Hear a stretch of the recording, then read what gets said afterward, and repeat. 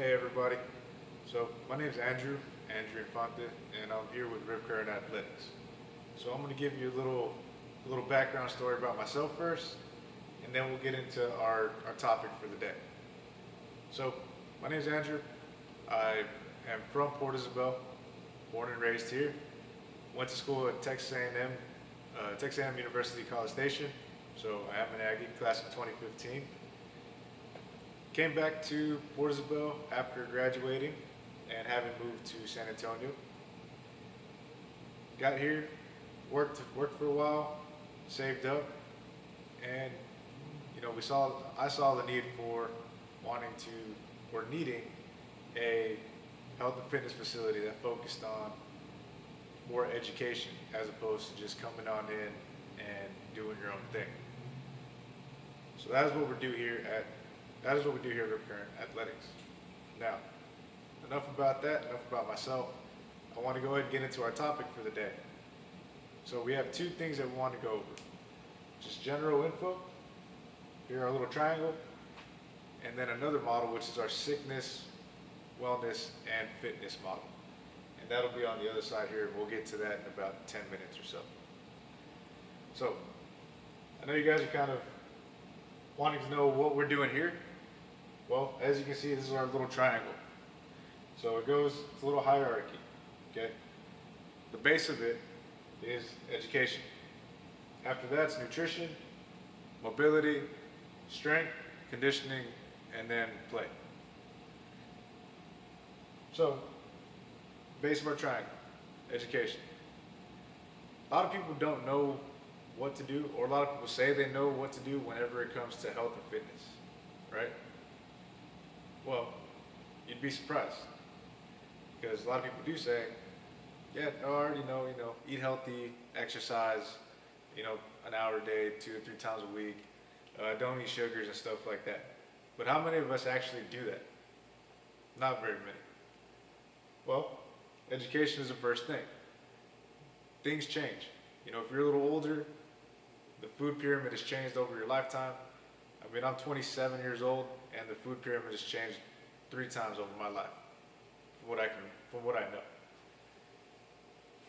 Back in the day, we were told, eat a lot of grains, eat a lot of, milk, drink a lot of milk, eat your cheeses, stuff like that. Today, we're told to cut out a lot of your grains, cut out a lot of the dairy products. Of course, sugar's always been at the top of that food pyramid, if you remember, but cut that out as well, as much as you can. Education is key. Fitness has changed and evolved over a lot of our lifetimes also. If you're a little older, you'll remember going through and seeing, Arnold Schwarzenegger. Before that, it was a lot of aerobics. Even after that, a lot of aerobics. And a lot of people have seen the changes through facilities. So, you went from your general, your conventional style gym, which is still around today, but then you got into aerobics classes, got into yoga. A lot of people did the at-home, the step stuff. Then now you have a little more functional fitness style things, style workouts and exercises and programs. So that is what we focus on here. We focus on a lot of education and trying to see what the best course of action is. Educate you guys as to how to do things, because if you don't know how to do something right, then you can either get hurt or you can do things incorrectly, which defeats the whole purpose of even doing them in the first place. So education is a big part of of our little triangle here. We'll call this the triangle of health and wellness. Next there is nutrition. So if you don't know what you're eating or how to eat or when to eat, then nutrition is not going to be very well, or it's not going to go very well. So today we can look around, especially being in our area, a lot of flour, a lot of white breads everywhere, not good stuff. we need to be focusing more on lean meats, lean proteins, very little sugars, very little white breads, very little processed foods. So things that actually come in packages, we need to try to stay away from that as best as we can. Go to the fruits and vegetable section, things that don't have a label on it, things you should eat. One thing I always tell everybody, if you can grow it and if you can kill it, you can eat it. If you can't grow it and you can't kill it, probably shouldn't eat it. So let's take gummy bears, for example. You can't grow gummy bears and you can't kill them, right? So that's not something that we want to be eating. But broccoli, carrots. You can grow broccoli, you can grow carrots, eat them. Let's take hot dogs. Hot dogs you can't kill. You can make hot dogs from killing an animal, but hot dogs is probably not something you want to eat. Now, lean cuts of steak, or pork chops, those things you can kill. You can kill a cow, you can kill and butcher a pig. So those are things you want to eat because it's not processed. Anything in a package and that's something that lasts, a couple months, probably shouldn't be eating that. If it doesn't rot or go bad within 2 weeks, probably something a little better for you. So nutrition is a big part of what we do and a big part of what we need or we want to educate people on. And it's a big part people don't really know. Here we have a lot of Mexican restaurants, Tex-Mex Mexican restaurants, right? So like I said, a lot of tortillas, a lot of grains, carbs, a lot of rice, a lot of cheeses, a lot of fatty stuff. So a lot of things are made with lard. Those are some of the things that we want to try to stay away from.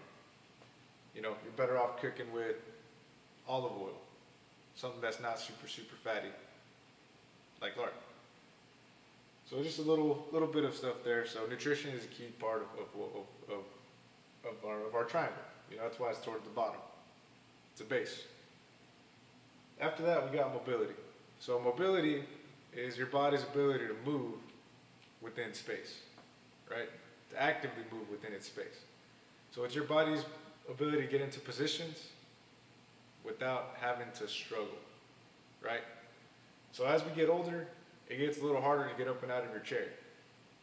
So mobility is something that we have to work on. It gets harder to get up and out of your car if you have a low car. It gets harder to bend over, squat down, or to even pick things up and overhead. Mobility is something we need to be aware of because that's something that crosses over to life. All of this crosses over to life, but it's something that we need to take more. We need to work on a little more. None of us want to have to be able, none of us want to ask for help whenever we're getting up and off the toilet, or even getting down onto the toilet because we can't get down there, right? I know I don't. So after mobility, we have strength. Strength is key. If you're not strong, then you can't do a lot of things. If you don't have the strength to get up and off the toilet seat, then you got to call somebody in to ask you for help, to help get you up on off of it. That's a little embarrassing, and we want to try not to do that for as long as possible. We don't want to have to ask for help getting our groceries down and into from the car into the house. We want to be able, if you have dogs, to pick up that bag of dog food and not have to worry about getting somebody else to come and help you out. We need strength for a lot of things. You need strength to walk, just taking steps. A lot of people don't have that strength, especially as you get a little older. People my age, personally, as a young man, I like being strong. I like being able to move stuff without asking for help. I like being able to do things on my own. As an older gentleman, like my dad, who's not that old, sorry Dad, but as an older gentleman, he likes to have the ability of being 54 years old and still being able to move and run and jump and get things done with us, people half his age. As you're a little older, again, you want to be able to have that strength to get up and out of your chair. You don't want to have to ask somebody or have to push off of a table to get up and out of it. You want to be able to have the ability and the strength to move stuff around the house. If you have to move the couch, you want to be able to do that. That's where strength training comes into play. After that, we got conditioning. Conditioning is your body's ability to do things without getting tired. So we know a lot of, as you've seen, and as I know you've seen, we know a lot of strong guys, but when it comes to running a mile, they can't do it without getting out of breath. You can look at strongmen, for example. They're very, very strong. They can move a ton of weight, but if you get them to go try to run, 400, 800 a mile, they can't do that very well. So conditioning plays a big factor into it. We don't want to be out of breath going up and down stairs. That's not good, right? If you're, younger parent, you don't want to be up and out of breath just trying to run around with your kids, because that's not good either. Because it only gets worse from there. The older you get, cardiorespiratory system gets a little harder to recover, a little harder to breathe. But that's what we're trying to fight off. So even simple things like walking a mile every day. Hey, that's something more than sitting on your chair, sitting on the recliner at home and watching Netflix for 3 hours a day, right? So conditioning is something that we need, especially when it comes to, like in today's case, with our current situation, we have a virus that's going after the cardiorespiratory system. If your lungs aren't strong, it's going to be very hard to fight off this little virus that we got. You should be able to fight this off, and many of us are able to, if you're physically active. Your body's able to recover faster, your body's able to fight things off a little better, so it makes life overall much better. And then we got play, very top of there. So play comes into play whenever you want to go out for a golf game as you get a little older, or you just want to, hey, local 5K is going on. Here we have the Causeway Run. You want to sign up for it. You can sign up for it and feel comfortable that you can actually do it. You can go sign up for a golf tournament at the golf course and feel comfortable playing and not getting tired or not feel like you're going to hurt yourself swinging, rotating. You can jump on your bike, or you can go play pick up basketball game with your niece and nephew, your cousins, or the people out in the park, and know you're not going to hurt yourself, and you're going to be able to get up and down the court. That's where play comes into play. It's your ability to do stuff in life as you want to play around, reap the rewards of the rest of the base. So this is our little triangle here. There's a lot more. I can go into a lot more detail, but this is just a simple introduction of it, and we can definitely talk a little more about it as we need to. So we're going to move on to our next portion, which is a little model that I'd like to talk about, which is called our sickness, wellness, and fitness model. So if you could zoom in for me, please. So here we have sickness on one side, wellness in the middle, and fitness on the bottom. We want to try to stay away from sickness. Sickness is not good. Sickness is detrimental to our life. We need to try to get into wellness and fitness. Move to the right of the continuum. Okay? We can measure all this through numbers. We can take health and measure it. So when you're on the sickness side of things, so let's say, on this model, you're over here. Ways we can measure it is by seeing our body fat percentage, blood pressure, triglyceride levels, muscle mass, bone density, your hemoglobin A1C levels, your risk for heart disease, your risk for cancers and other sicknesses, and many other measurements. Sickness. We know we're on this side, we know we're on the left side just by taking simple measurements, like I said. If you're a little bit if you're somewhat overweight or very overweight, your body fat percentage is high. Okay, so that's a bad thing. Blood pressure is high. Okay, now that's something that shouldn't be there. Triglyceride levels are high. Muscle mass is low. Your bone density is low. Your hemoglobin A1C levels are high. So that puts you more at risk for diabetes. Type 2 if you're adult onset. Type 1 if you're born with it. Heart disease, your risk for heart disease goes up, and your risk for cancers and other sicknesses go up, as well as many other measurements here, which is etc. We want to try to move between wellness and fitness, okay?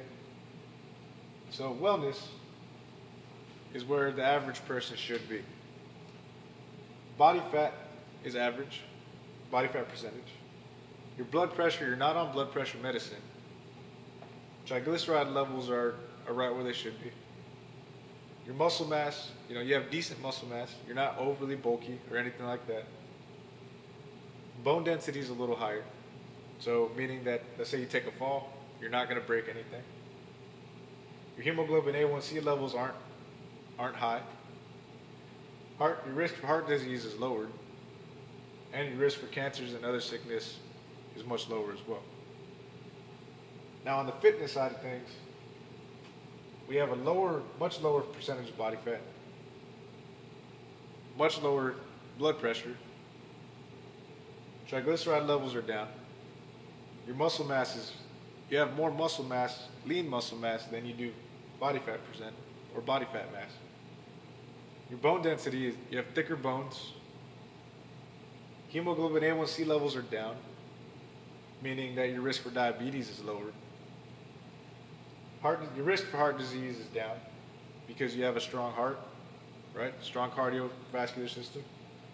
And your risk for cancers and other sicknesses goes down tremendously as well. Another thing I forgot to mention is your heart rate. So your heart rate also goes down as you go to the right of the continuum. If you have a high resting heart rate, that means your body's working overtime. That means you probably got some high blood pressure as well. Not a good thing. We want to try to be between here and here.